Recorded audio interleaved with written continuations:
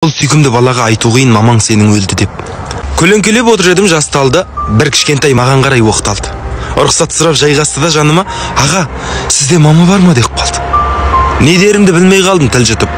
Кірпігімді алдым жасқа сөңгетіп, бір сұрақпен жылатып ап балақай енді менің жауабымды тұр күтіп. Үндемедім, жауап қатып нетемін.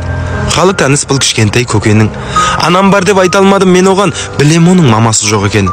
Анасы оның мәңгілікке аттанған, әкесі жоқ темір торда сотталған. Екеуінен бірақ күнде көз жазып жетімсіреп қалғаны сол тәтті арман. Бүгін кеште мамам үйге келеді деп балақай тәтті үмітке сенеді. Шешең сенің жұмысына кеткен деп атасы оны алдақ қойған себеп. Кішкентай ғой, оған қалай нанбасын.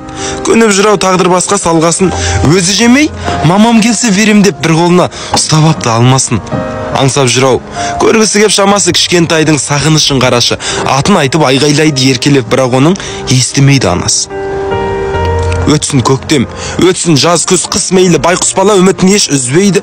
Сәби жүрек сезіп жүрме бірдеме, әкен емес тек ананы іздейді. Үміті зор, келер-ау деп ойлайды. Қасыма кеп тағалаңсыз ойнайды. Әр әйелге жалп бұрылып елеңдеп, анау менің мамам ба деп қоймайды.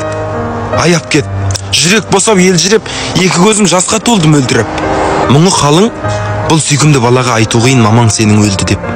Арман отын алаулатып жандырған, өмір бойы өксімеуді заң қылған. Басым дейдім құдіретті анаға, баласына сөнбес үміт қалдырған.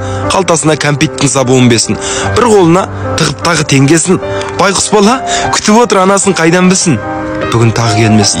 Ештемеде айта алмадым балаға, жетімсіреп қалып кеткен далада. Тек тағдырға қапа болдым ішімнен, кішкентайды зар қып.